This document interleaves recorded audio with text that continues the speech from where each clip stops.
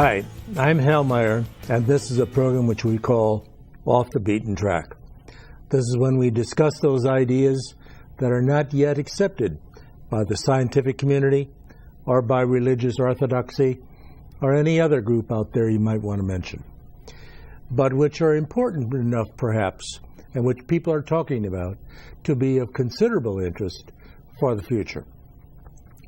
We started out talking about life after life and near-death experience. We are now going on in this segment to talk about 2012 and the Mayan calendar and the things that are associated with it. To get started, we have gone through the issues of timing, 2012, and now we are into the question of the events which are happening. But before we discuss death and destruction, of which there might be some, we're talking about how the Mayans themselves feel about it and what message they are trying to deliver to us. So let's cover this to some extent. For example, what Mayans think, Mayans talk in terms of renewal. Now, if they're talking about renewal, they're talking about events which take place after December 21st. You need to put this in the perspective of a group of people who believe that the universe is being renewed, that time is cyclical, and that we have to look forward after December 21. We have to look forward to what? December 22, or 23, or 2015, all of which are mentioned as dates potentially for the height of, for the end of the calendar to actually occur. Okay? What they have told us, what Mayans themselves believe, is something like this. 1, importance of ceremony.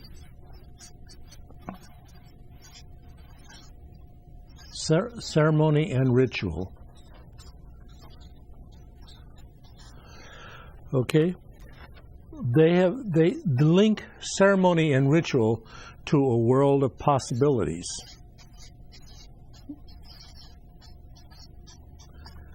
And so when it comes to identifying the events which are going to occur, they really only think about them as one of several, maybe half a dozen possibilities which could happen.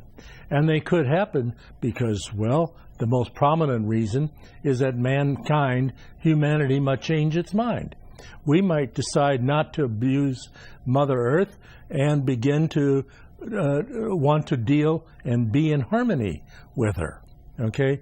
So, and it's exactly contrary, different from the world of science trying to deal with matter. They also believe in a shift of consciousness.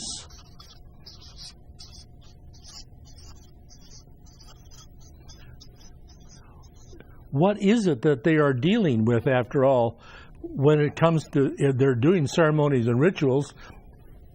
For what purpose? They think that they are in touch with the consciousness of the earth, the consciousness of the sun, Father, Son, and the consciousness of the galaxy itself.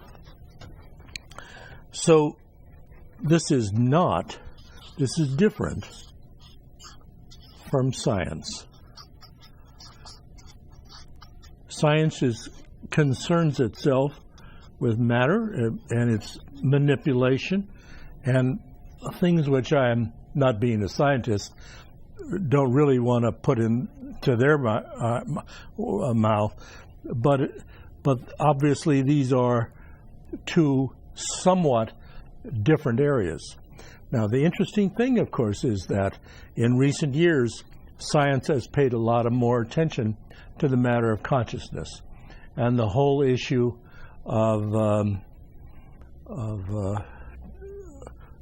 the study of the relationship of those is still playing out in the world. They say, third of all, Earth like is alive. Now, because Earth is alive and because it is consciously associated with the sun and the center of the galaxy, then nothing is private to us. All of those other events which we thought were going to take place are indeed related because of this circumstance. Let's see, we are clinging to a new dimension, coming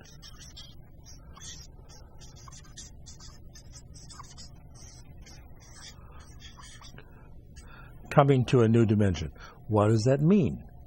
Well, this is where probably the biggest difference may yet exist. They say that mankind will soon become part of the fourth dimension or the fifth, and in so doing, we will be working in an area that is completely different from what we know now.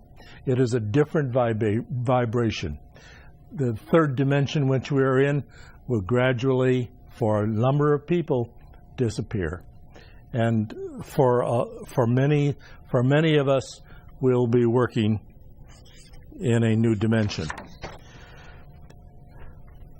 They say we must link ancient and modern. In part, this is the same issue as consciousness as opposed to science.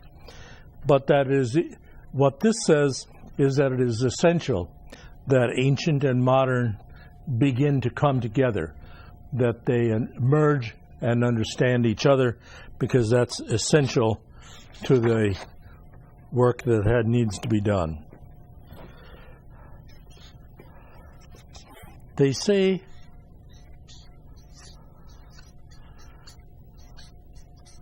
there is a link to Atlantis. All right. I know that this is not happy for some others, because even if you can accept all of these, someone will say, oh, well, gee whiz, how do I have to hear this story about Atlantis again? Well, yeah, I guess you do. At least in part because it is important to this discussion. There is a theory, there is a belief, there is a concept which is out there in the world which says that Atlantis, constructed like this, it's in three circles, and there was a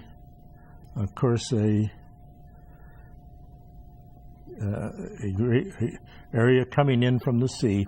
Ships would sail along, and this outside was meant to be inhabited by the people. This center circle was to be inhabited by the priests. Sorry if I have difficulty doing that. And this inner circle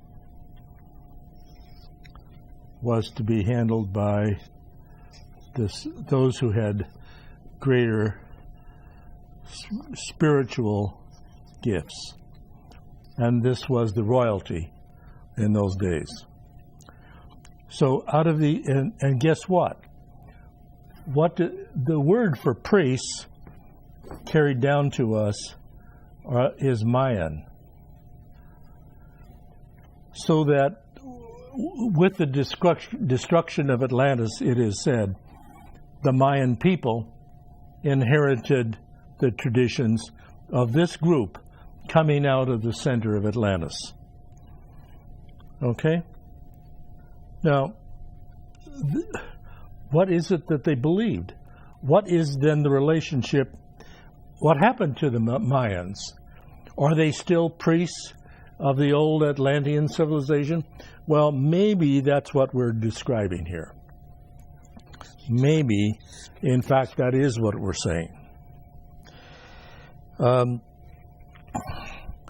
we will emerge from a cocoon to a butterfly. We will become, this is a little bit like the story of a new dimension that we're going to be floating into, turning into. They say too, time is cyclical. C-I-C-L. Okay. Hopefully you can still read that. Time is cyclical, not linear. Well, what do they mean by that? Well, it means a variety of things. One of the things they mean is that the precession of equinoxes, which, and there is, of course, this continuation of the zodiac around this circle.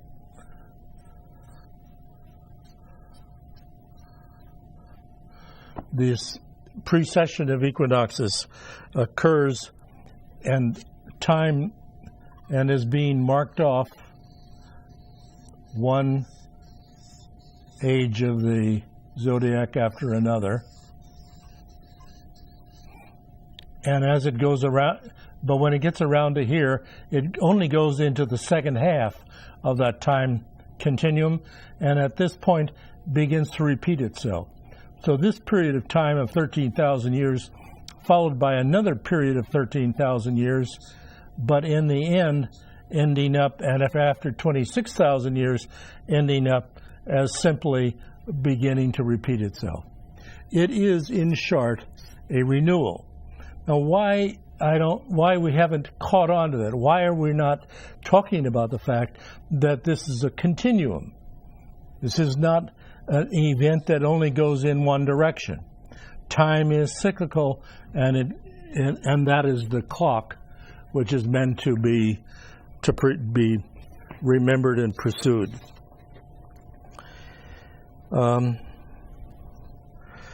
There are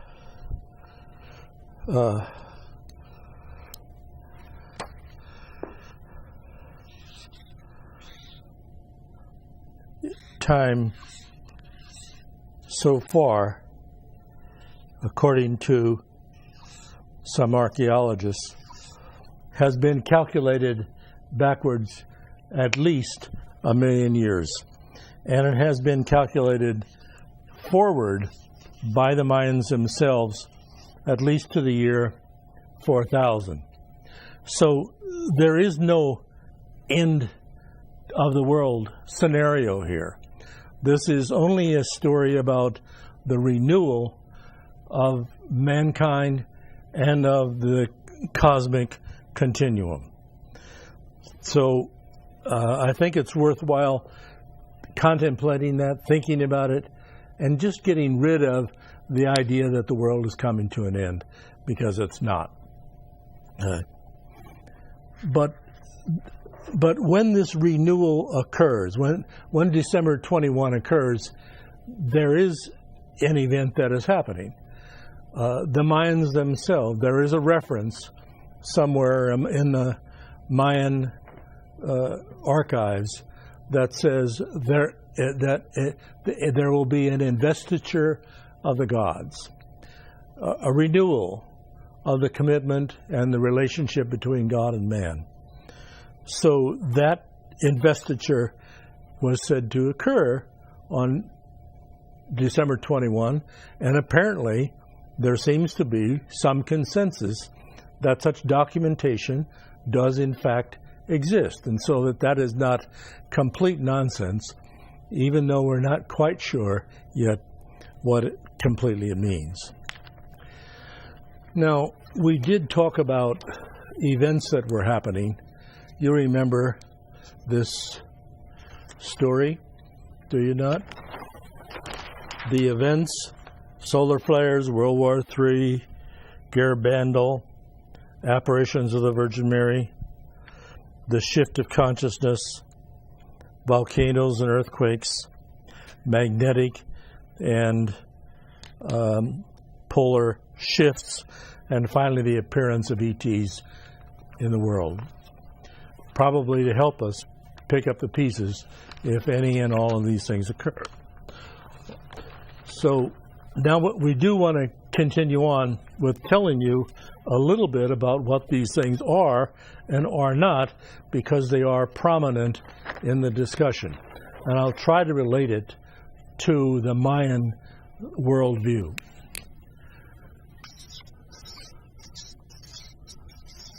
So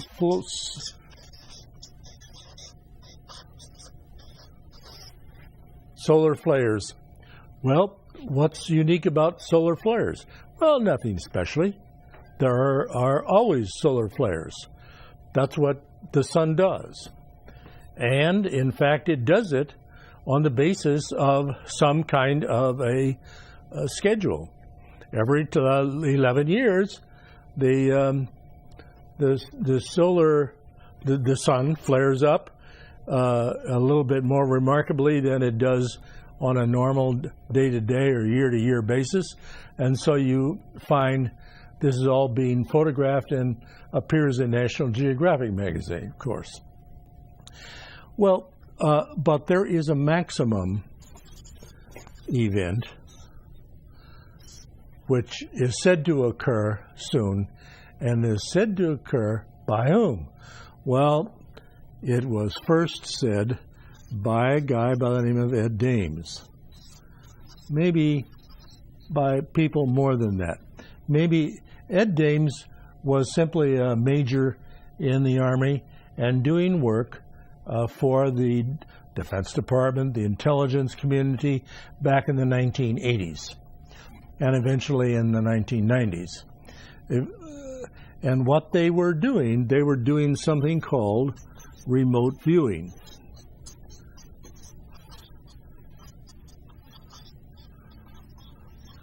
Remote viewing presumes that you can see, if you, by concentrating on a predicted event or a kind of an event, you can draw a picture of it. And if you have 4 or 5 people concentrating on this and coming up with the same picture, maybe perhaps different views of it, maybe you can come up with an event that could be occurring. That's called remote viewing. The intelligence departments decided eventually not to do this anymore. And so the people who were doing it then under the guise of the federal government are now doing it on television and YouTube because they think mankind deserves to hear what they have to say. There is let's get my notes here. There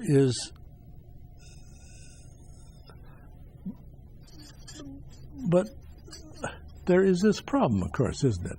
Wouldn't you like to know when this flare-up of the sun would occur? Because in flaring up, it may fry all the electrical grids throughout the world, and maybe destroy a whole lot of homes, including yours and mine. So if I knew that this was all going to happen tomorrow afternoon, I would be sure to put some gasoline in the car and go find myself a hole in the earth to crawl into, perhaps. But if I knew that this was going to happen 100 years from now, well, then I would probably decide not to worry about it and leave a note for my grandchildren, so that they would know at least that I thought about them under those circumstances. So when is an important thing? Well, Ed Dames and his people cannot tell when this maximum solar event is going to occur. Well, what can